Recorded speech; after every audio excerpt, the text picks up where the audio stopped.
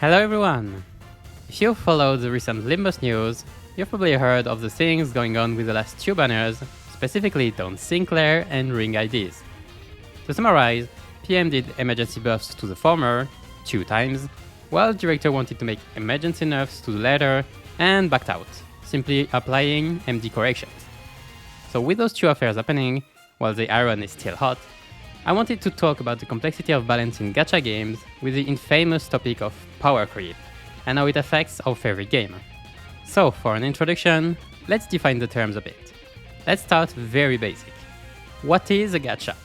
Yes, very basic I said. A gacha is a sort of game that involves a gacha, from gachapon, which is a Japanese name given to good old toys machines. So a gacha is a bit of a gambling game, or totally. The name is used for games with one of their important mechanics revolving around that, notably for stuff like characters and gameplay features. Gachas are very popular nowadays, but at the same time, the term got a pretty negative connotation, due to most of their implementation nowadays being predatory, time and money consuming, more or less original, and abandoning most gameplay or story.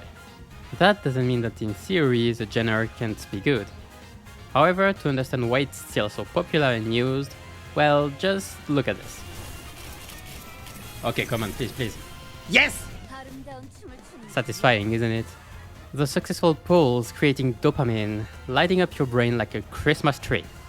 And we don't have one of the most shiny ones. And that's pretty much it. Gambling is an easy addiction after all. Add eye candy to it, making the rewards more powerful, and you're good for a cycle. I won't bother talking ethics or morals. I like the low grounds, closer to the earth. But that's about it for gacha. Now for the balance part. Balance in a game is a state where most of its gameplay components stand on a close foot in terms of power, so it feels fair. This means a lot of things, but on the specifics that interest us, it means that all the gameplay elements you have enough strengths and drawbacks to feel fair. A game is never fully balanced because we want different types of gameplays for variety and discovery. A fully perfect balanced game would be one with only one gameplay, so for example only one character and one weapon.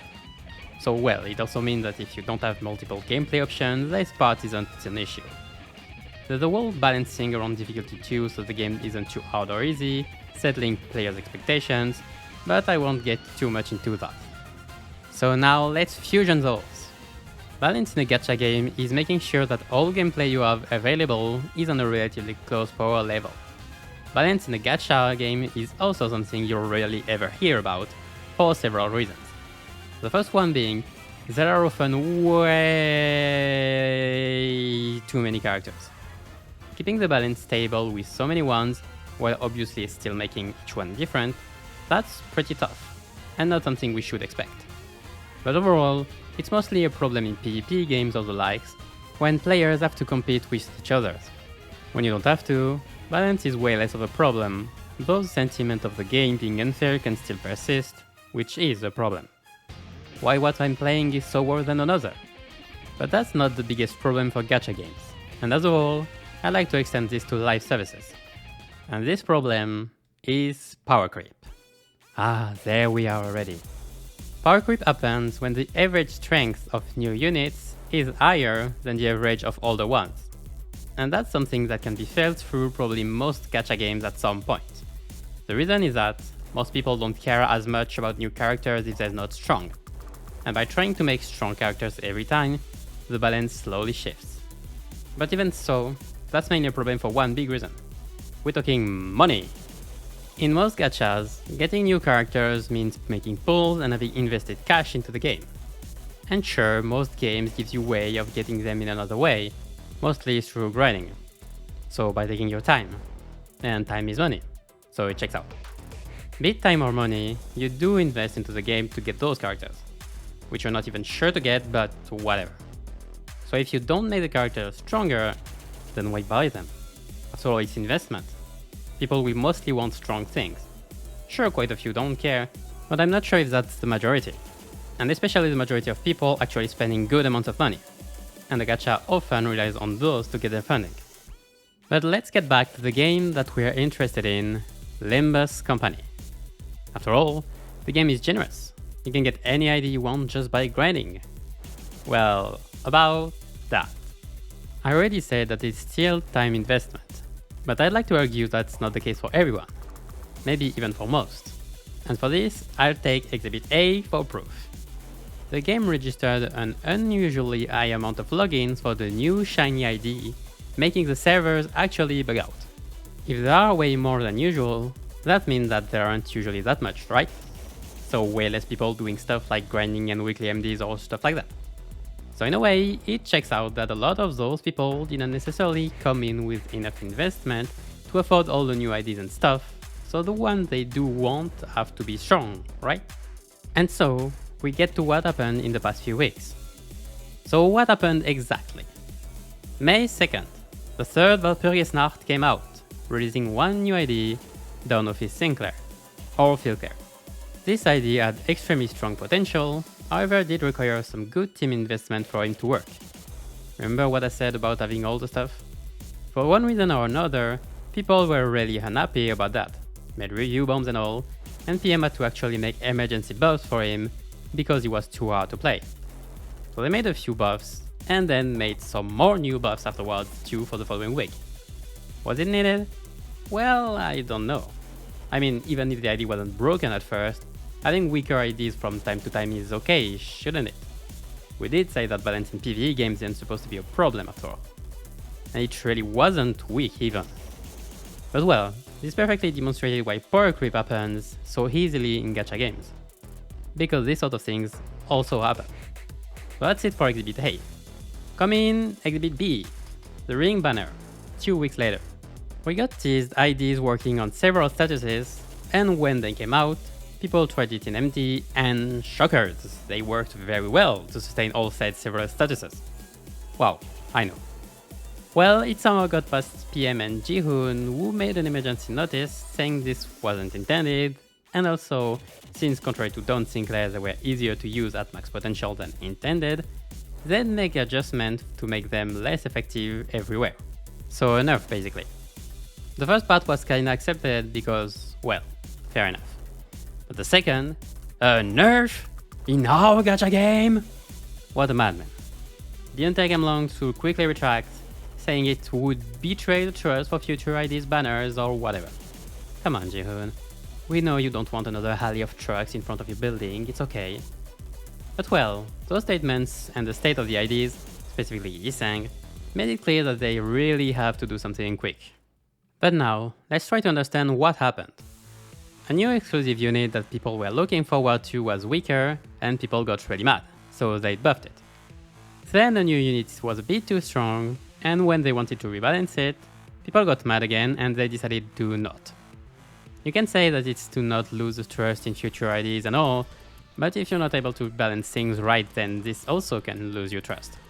And then if you say it like that, what would prevent someone to just argue that you just want money, so you do power creep on purpose? Do I think that's true? Of course not. But this argument has about as much value as the previous one. This kind of shows that doing buffs is okay, while nerfs isn't. The reason for that is simple. If you buff things, then you add value. It's just win. Even if you pulled for it beforehand, you just gain more out of a buff. But if you nerf, then you remove power. So people concerned will lose value. And again, we're talking about time and or money investment.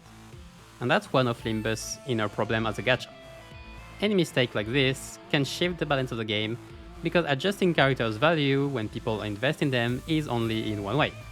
But even more than that, power creep is bound to happen, to encourage people to get new stuff. And even if it's not for the money, to get people excited for said new stuff. You have to exceed players' expectations at all. The road to hell is paved with good intentions. That's what happened with the latest IDs. You might notice that both are really different from other IDs. For Sinclair, it's obvious, having a wall, stance, gameplay and all, but for Ring Yisang too. And I'm not just talking about multi-statuses archetype. If you look at the skills value too, they are ones we have barely seen before. 2 with +3 on skill 1 is new, and so is 8 with +8 on skill 2 with 1 reusable coin, especially considering the coin power increase, and that's probably why it ended up being somewhat imbalanced with a lack of more testing. So I'm sure the Ring's case is mostly a mistake, However, not fixing it means it will become a reference point for future balance as well. We did already have a few ideas that exceeded the boundary of what could be considered broken, but the more it happens, the more they will define the average themselves. Already for next ring IDs. Jihoon did talk about docents and maestros planned in the futures, but could you see them weaker than the 2 students we got? But law-wise justified because strength is not about justifying it, it's about setting up expectations. With this case, next IDs are expected to be as strong, which will mean the balance will have to shift. That's how Powercreep happens. It's not blatant and all at once. It's like the name says, it slowly creeps in. You don't necessarily notice it until, well, it's too late. Those last 2 mistakes are not as much making it happen as it just accelerates the process.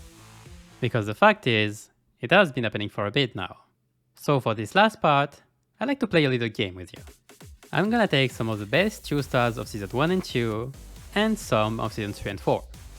The game is to try and judge which is the strongest bunch. There is no right answer. It's mainly a thinking exercise, to compare strengths of different IDs depending on your criteria, and see if the balance has shifted, even so softly. I'll then do it for 3 stars. So let's start.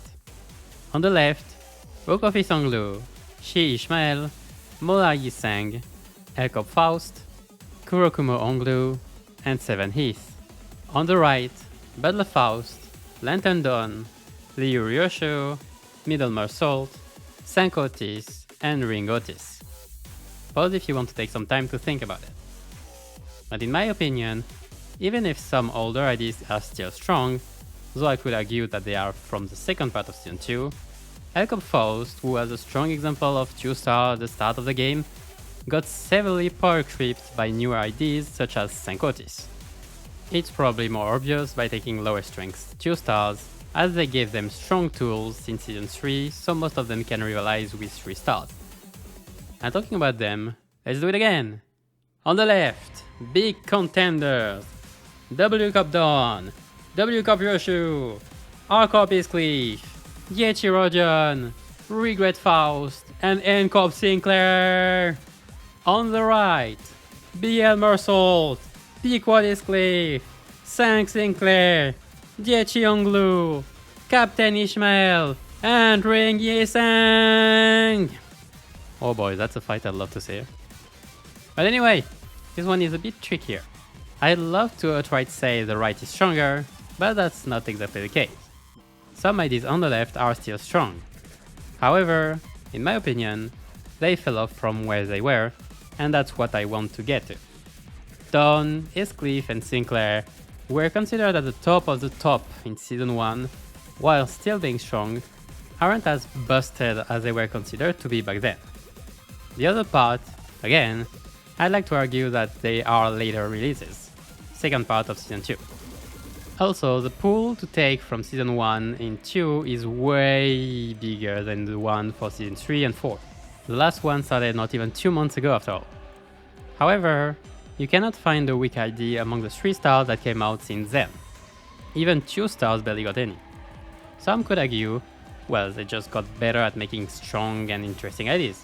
And sure, but that means that at some point, the average strengths will be those strong IDs, and that stuff like our co-op will end up being mid. What a heresy. And that's what Powercreep is all about. Again, it doesn't jump on you suddenly one day like a ring ID. It comes bit by bit until it's too late. I won't bother doing egos by the way, as they are a bit more special, got the whole VAV thing, and are released in very short quantities. But anyway, is it a good or a bad thing? Well, it depends on your view on the topic. Some would argue that when everything is broken, nothing is, and that's great. But I'd say that's wrong, because if everything is broken, the game also gets closer to the most broken game in history. And that's rock, paper, scissors. No, seriously, in one move you win the game. But I don't think we'll get to that anyway. We already have that. Yes, I have a problem with this. This obviously creates problems in terms of difficulty, as if you balance it around newer and stronger IDs, old ones will just fall off. And if you do around older ones, well, difficulty becomes non-existent with newer ones. I hope I don't have to explain that difficulty is a good thing overall, but the worst consequences stemmed from the nature of the game being a gacha. You see, Limbus sure is a generous game. By farming enough while subscribing to the passes, one can get enough resources to be able to afford most units in the game. However, older players, who already have most IDs anyway, might not see the problem for newer players. They don't really have the resources to get all the better IDs. So sure, with some time and effort with the dispenser system, they can bypass quicker and more conditional IDs and go straight to the good stuff. However, that still takes time, limits their options, and most of all, they'll still get a bunch of IDs from the gacha. The game lacks catch-up mechanics yet, so you kinda have to get your first 3 stars for better teams through the gacha. The game allows you to pass everything with base IDs and all, but that's still more of a challenge than a way that most people will play through. So in the end, they have to pull for their first pool of 3 stars that they can choose from. And that's where comes the problem. Imagine pulling Kurokumorojan or BL Sinclair. Yep, delete your account, time to reroll. Okay, I'm joking. Somewhat. But I hope you see my point, that pulling weaker IDs is a pain in a less balanced game. And sure, Limbus is not at that stage. Yet. It's barely more than a year old. Stuff can happen, and mechanics like upfix 5 can somewhat catch this up. At a more than likely way too high price though, and that would still mean using resources to palliate the balance problem. This, to be fair, is a topic that will be interesting to review in like a year, when more stuff will have been released.